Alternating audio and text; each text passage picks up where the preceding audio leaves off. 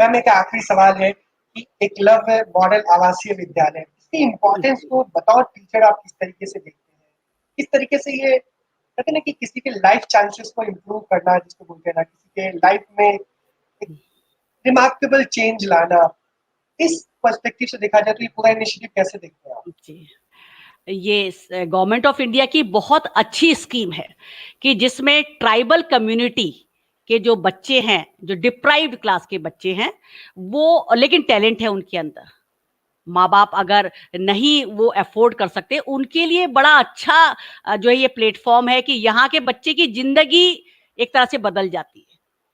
बच्चा किस तरीके से हॉस्टल में जब कोई बच्चा रहता है ना, और एकलव्य के में, नवोदय के हॉस्टल में, तो वो बच्चा इतना आत्मनिर्भर बन जाता है अपनी डे टू डे लाइफ का कि बच्चे जब आके बताते हैं, डीयू में जो बच्चे पढ़ रहे हैं, है ना, बीएचयू में चले गए हैं, आईआईटी बॉम्बे में एक बच्चा हमारा पढ़ाई कर रहा है, एक बच्ची है आईआईटी रुड़की में है, एम्स में है ना, मेडिकल की पढ़ाई कर रहे हैं। तो वो जब जाते हैं हॉस्टल में रह रहे हैं, तो वो कहते हैं हमें प्रॉब्लम नहीं हुई मैडम वहां जाके एडजस्टमेंट करने में। और यहाँ तक होता है कि जो उनका रूम पार्टनर है, कि बच्चे को डेली आदत है अपनी कि सुबह जब उठे हैं तो अपना जो बेड है उसको टाइडी ठीक ठाक फिट करना। तो बच्चे की आदत होगी, सौरभ पवार एक बच्चा है, डीयू में है वो, तो उसने कहा कि आउट ऑफ जैसे कहते हैं कि एक हैबिट बन गई थी कि मैंने अपना चादर तो ठीक की, और मैं अपने साथी वाली, वो थोड़ा दूसरा बच्चा कहीं और का लापरवाह होगा, उसकी भी कर दी। तो वो पूछता है कि भैया तू कहाँ से आया हुआ है, कौन सी दुनिया का बच्चा है, कि मतलब अपनी तो कर रहा है चादर ठीक, रूम पार्टनर की भी कर रहा है बिना बोले, मतलब वो इतना नेचुरल वे में वो काम। तो और बच्चों के अंदर जो जो मैंने एक विजेंद्र बच्चे की कहानी आपको बताई है, वो हमारी सक्सेस स्टोरीज में से एक है कि बच्चा मतलब केवल ये सफलता के पीछे मैं ये नहीं मानती कि हमारे पढ़ाए हुए बच्चे आगे जाके कितने लाख के पैकेज में उनका सिलेक्शन हो रहा है, नो, वो बिल्कुल दूसरी चीज होगी।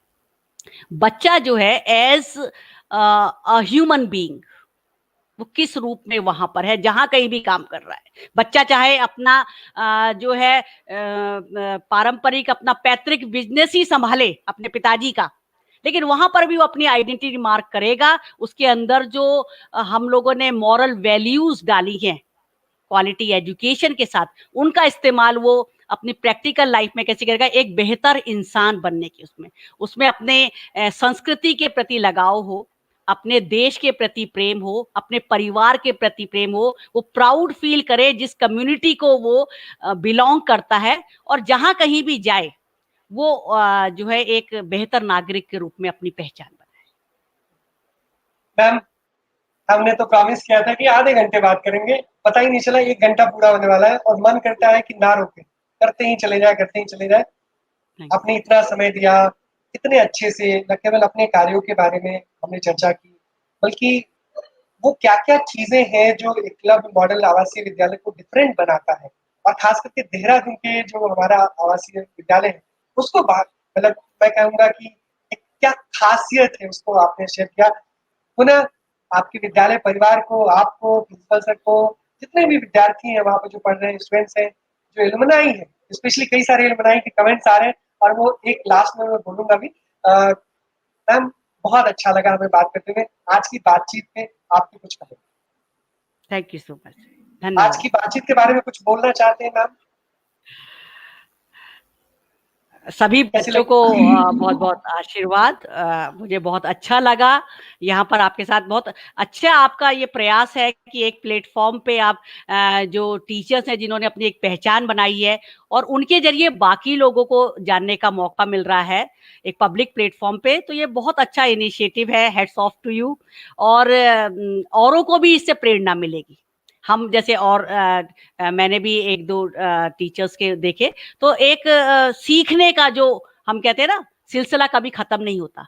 कुछ चीज हमारे विद्यालय में अच्छी है, कुछ मैंने इनिशिएटिव लिए, कुछ दूसरे के विद्यालय में है, तो जब ये सब लोगों के इंटरव्यूज के थ्रू जो उनकी बातें, उनके इनोवेशंस, उनके प्रोजेक्ट्स आ रहे हैं सामने, तो कोई भी उनको अपना सकता है। तो ये एक बच्चों की जो शिक्षा व्यवस्था, और विशेष रूप से सरकारी, जिसपे एक ठप्पा लगा हुआ है ना, कि मतलब कंपैरिजन किया जाता है, वो वहां पर भी इतने अच्छे टीचर्स हैं और इतना अच्छा काम कर रहे हैं सीमित संसाधनों में। हालांकि हमारे विद्यालय पे ये बात लागू नहीं होती, लेकिन मैंने ही कल वो टीकमगढ़ के जो मिस्टर जैन है उनका देख रही थी मैं, बड़ा अच्छा। तो बाकी सबके लिए भी इंस्पिरेशन है, आपको सैल्यूट है कि आप इतना अच्छा काम कर रहे हैं कि आपके इस प्रोग्राम के जरिए लोग जो है इंस्पायर हो रहे हैं, नई नई चीजें पता चल रही हैं कि ऐसे भी किया जा सकता है बच्चों को बेहतर शिक्षा देने के लिए। Thank you so much ma'am for your kind words. और एक सौरभ है जिनका आपने जिक्र किया, सौरभ ने कहा कि मैम हम आपका एक सॉन्ग मिस करते हैं, आप 4 लाइन गुनगुना दीजिए फिर हम ब्रॉडकास्ट को एंड कर देंगे। कि आप जब स्वच्छता के लिए जब ड्राइव चलता था तो आप जी, साथी हाथ बढ़ाना, ये सॉन्ग आप अच्छा गुनगुनाते थे। और अच्छा। वो उन्होंने लिखा सौरभ ने कि we miss this that song. तो मुझे ओके। लगा कि सौरभ की विश जो है शायद बहुत सारे स्टूडेंट्स की विश होगी। ठीक है, जब बच्चों की डिमांड है तो वो करनी पड़ेगी। 2 लाइन बोलूंगी समय। अच्छा, मैं बच्चे हम सब मिलके गाते थे, उनके एक्चुअली 6th क्लास में भी थी, ये साहिर लुधियानवी जी का है, नया दौर का वैसे गीत है। तो बच्चों को लाइन बना के, चेन बना के, वो जो है वो कूड़ा इधर से उधर डंप कर रहे हैं या पत्थर ले जा रहे हैं। शुरू के दौर का पहले बैच के बच्चे सबसे ज्यादा क्लोज है हमारे, हालांकि बाकी बच्चे नाराज होते हैं, तो उन्हीं की रिक्वेस्ट पे चलिए 2 लाइनें।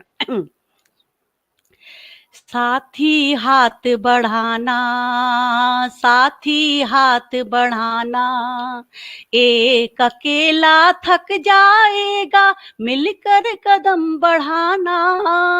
साथी हाथ बढ़ाना, साथी हाथ बढ़ाना, साथी रे, साथी हाथ बढ़ाना, साथी रे, साथी हाथ बढ़ाना, साथी रे। Thank you. Thank you so much ma'am, thank you so much. और आपका इतना समय, इतना स्नेह और इतने शानदार शब्दों से हमें बहुत प्रेरणा मिली। आप इसी तरह से हमें इंस्पायर करते रहे। Thank you so much ma'am. फिर गुड मिलेंगे। Night. Good night. Thank you, शुभ रात्रि।